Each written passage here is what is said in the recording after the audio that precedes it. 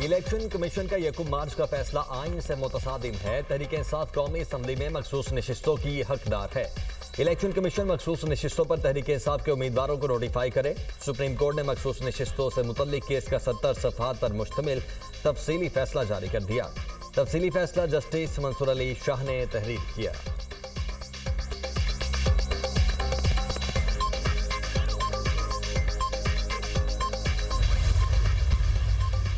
Saudi अरब के कौमी दिन के हवाले से इस्लामाबाद में तकरीब। सदर मुमलिकत आसिफ अली जरदारी, वज़ीर आला पंजाब मरीम नवाज समेत अहम शख्सियात की शिरकत। सदर जरदारी कहते हैं कि दोनों मुल्कों के दरमियान मुश्तरका मजहबी और तारीखी अक़दार हैं।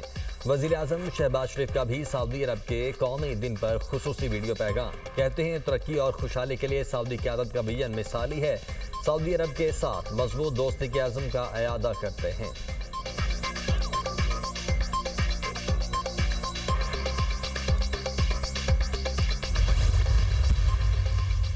Lieutenant general Mohammad Asim Malik DGISI तैनात 30 सितंबर को अपनी जिम्मेदारियां संभालेंगे। मोहम्मद आसिम मलिक इस वक्त GHQ में एडज्यूटेंट जनरल के फराइज सर अंजाम दे रहे हैं।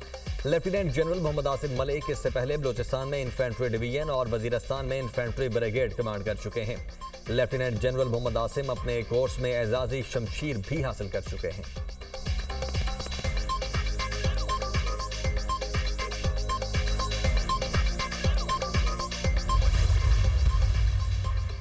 और मौलाना फजलुर रहमान के इस्लामाबाद पहुंचते ही अहम शख्सियात की आमद शुरू। गवर्नर सिंध कामरान टिसौरी मुलाकात के लिए मौलाना फजलुर रहमान के घर पहुंचे। गवर्नर सिंध और मौलाना फजलुर रहमान की मुलाकात, मुल्क की मजमूई सियासी सूरत हाल पर तबादला ख्याल ज़राए।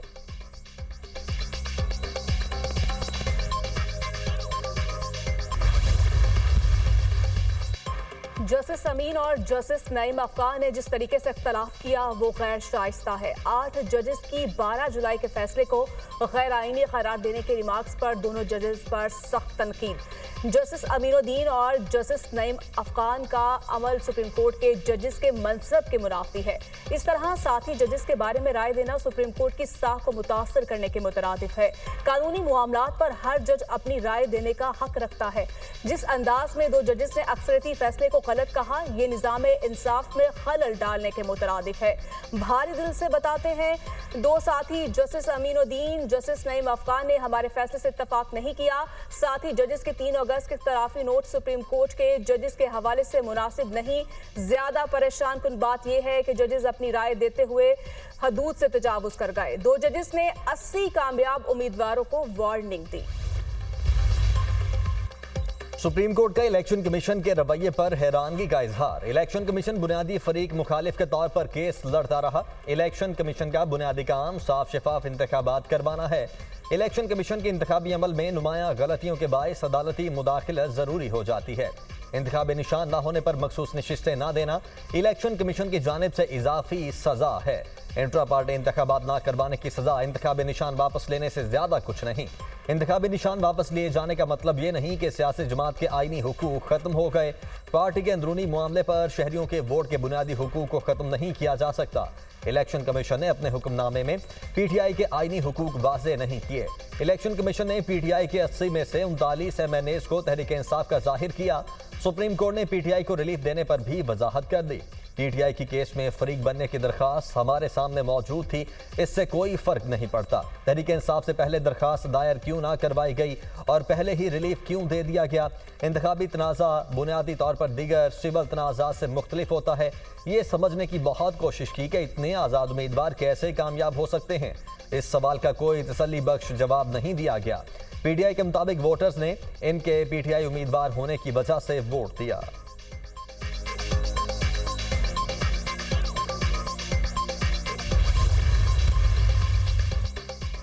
Lieutenant general Mohammad Asim Malik DGISI तैनात 30 सितंबर को अपनी जिम्मेदारियां संभालेंगे। मोहम्मद आसिम मलिक इस वक्त GHQ में एडजुटेंट जनरल के फराइज सर अंजाम दे रहे हैं। लेफ्टिनेंट जनरल मोहम्मद आसिम मलिक इससे पहले बलूचिस्तान में इन्फेंट्री डिवीजन और वजीरिस्तान में इन्फेंट्री ब्रिगेड कमांड कर चुके हैं। लेफ्टिनेंट जनरल मोहम्मद आसिम अपने कोर्स में एजाजी शमशीर भी हासिल कर चुके हैं। चीफ इंस्ट्रक्टर NDU और instructor command and staff college Quetta भी तैनात रह चुके हैं। लेफ्टिनेंट जनरल आसिम फोर्ट ल्यूनवर्ट और royal college of defence studies के ग्रेजुएट भी है। लेफ्टिनेंट जनरल आसिम अली के वालिद गुलाम मोहम्मद भी लेफ्टिनेंट जनरल तैनात रहे। कोर कमांडर रावलपिंडी भी रहे। गुलाम मोहम्मद को जनरल GM के तौर पर जाना जाता है। तरमीमी ऑर्डिनेंस के बाद सुप्रीम कोर्ट की प्रैक्टिस एंड प्रोसीजर कमेटी का पहला इजलास। जस्टिस मंसूर अली शाह का जजेस कमेटी में शिरकत से साफ इनकार। प्रैक्टिस एंड प्रोसीजर ऑर्डिनेंस पर शदीद तहफुजात का इजहार। कमेटी की दोबारा तश्कील पर सवालात उठा दिए।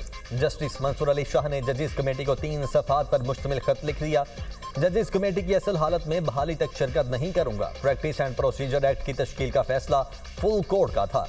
रद्दोबदल फुल कोर्ट बेंच या फुल कोर्ट इजलास के जरिए मुमकिन है। ऐसी कोई जल्दी नहीं थी। मौजूदा तरमीमी ऑर्डिनेंस लाया जाता। सुप्रीम कोर्ट फैसले की रोशनी में मौजूदा ऑर्डिनेंस पर शदीद सवालात हैं। तरमीमी ऑर्डिनेंस की जुडिशल तशरीह भी जरूरी है। ये नहीं बताया गया सेकंड सीनियर मोस्ट जज की मौजूदगी में 5वें नंबर पर मौजूद जज को कमेटी का हिस्सा क्यों बनाया गया। मनपसंद फर्द की सिलेक्शन खत्म करने के लिए ही प्रैक्टिस एंड प्रोसीजर एक्ट लाया गया था, जिसे सुप्रीम कोर्ट ने मंजूर किया था। तरमीमी ऑर्डिनेंस जारी होने के चंद घंटों में ही नई कमेटी तश्कील देना फुल कोर्ट के फैसले की तौहीन है। जस्टिस मंसूर अली शाह के खत का मतन।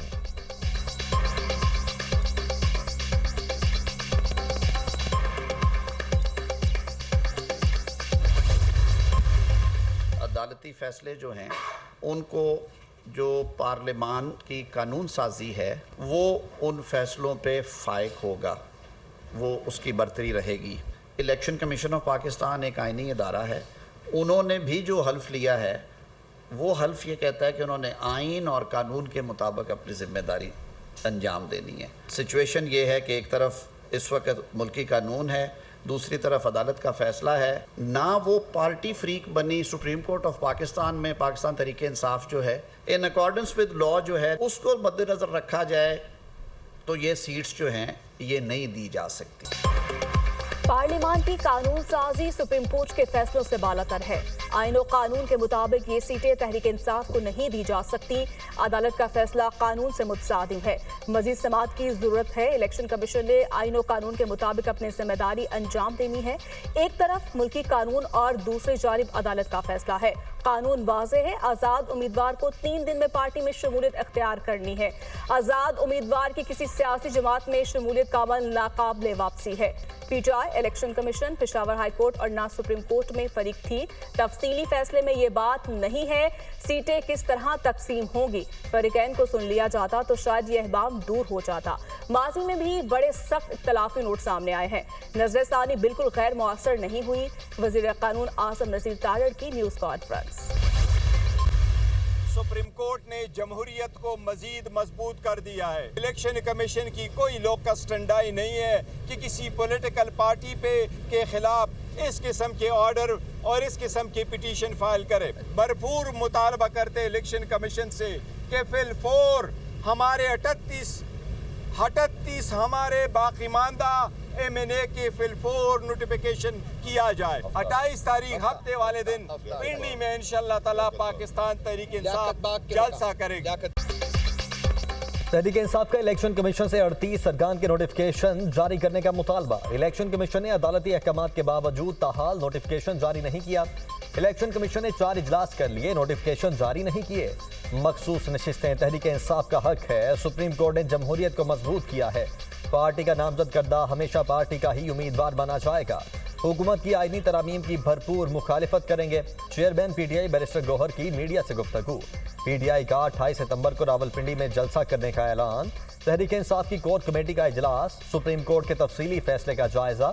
बानी PTI के मुकदमात पर भी ब्रीफिंग। जलसे की इजाजत न मिली तो रावलपिंडी में भरपूर एहतजाज किया जाएगा। इजलास में फैसला।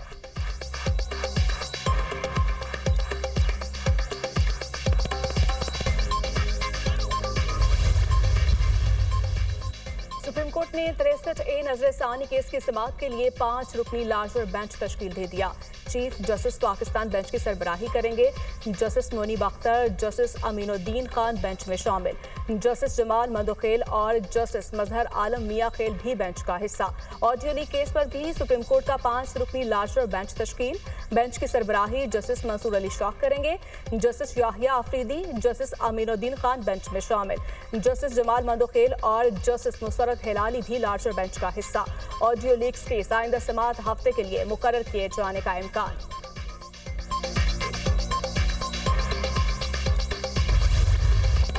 लाहौर हाई कोर्ट में प्रैक्टिस एंड प्रोसीजर ऑर्डिनेंस के खिलाफ दायर दरखास्त समाअत के लिए मुकर्रर। चीफ जस्टिस आलिया नीलम कल सुबह 9 बजे समाअत करेंगी।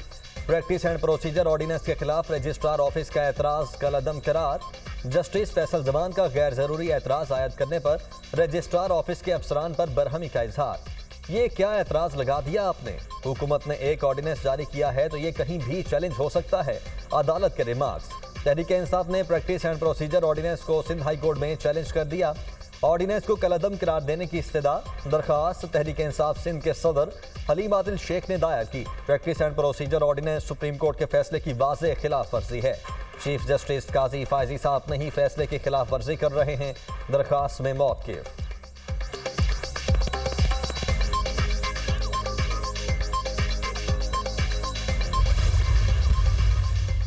इलेक्शन कमीशन का मखसूस नशिस्तों से मुतालिक इजलास बेनतीजा खत्म।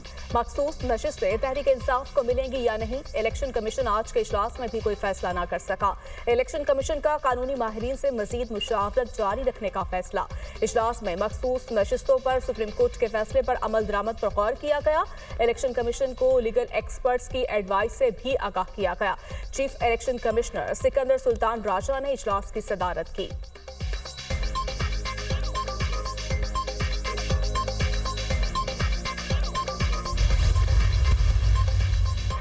वज़ीर आला पंजाब मरियम नवाज और नवाज शरीफ से अमरीकी सफ़ीर डोनाल्ड ब्लूम की मुलाकात। दोनों मुल्कों के बाहमी दिलचस्पी के उमूर पर तबादला ख्याल।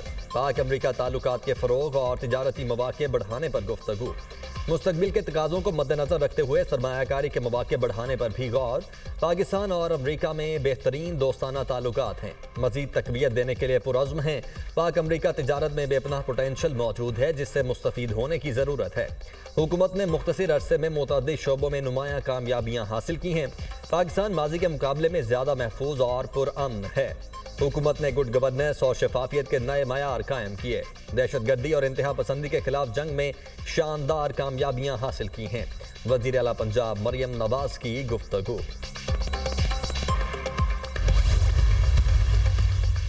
वज़ीर-ए-आज़म शहबाज शरीफ लंदन में 2 रोज़ा क़याम के बाद अमरीका के लिए रवाना। वज़ीर-ए-आज़म अक़वाम मुत्तहिदा की जनरल असम्बली के इजलास में शिरकत के लिए न्यूयॉर्क पहुँचेंगे। 27 सितंबर को आलमी फोरम से खिताब शेड्यूल। फ़लस्तीन और कश्मीर के मज़लूम अवाम का मुकदमा दुनिया के सामने रखेंगे। इस्लामोफोबिया और मौसमियाती तब्दीलियों का मामला भी उठाया जाएगा। वज़ीर-ए-आज़म की अक़वाम मुत्तहिदा के सेक्रेटरी जनरल और दिगर आलमी रहनुमाओं से मुलाकातें शेड्यूल। शहबाज शरीफ की IMF हुकाम के साथ मुलाकातें भी मुतवक्के।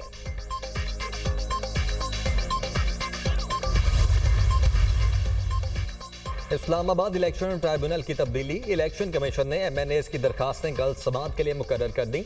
इस्लामाबाद हाई कोर्ट के हुक्म के मुताबिक समाअत के लिए तमाम फरीकैन को नोटिस भेज दिए गए। इलेक्शन कमीशन ने रिटायर्ड जज को इलेक्शन ट्राइब्यूनल तैनात किया था। इस्लामाबाद हाई कोर्ट ने इलेक्शन कमीशन के जस्टिस तारिक महमूद जहांगीरी को तब्दील करने का इलेक्शन कमीशन का हुक्म कलअदम करार दिया था।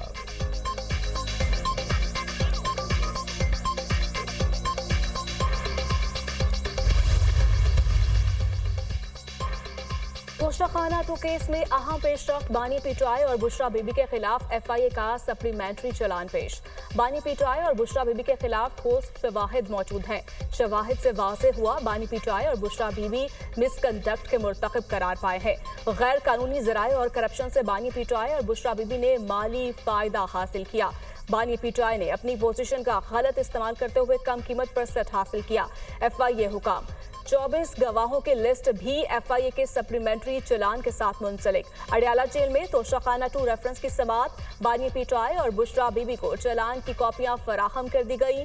आइंदा समाअत पर मुल्जिमान पर नए चलान के तहत फर्द जुर्म आयद किए जाने का इम्कान।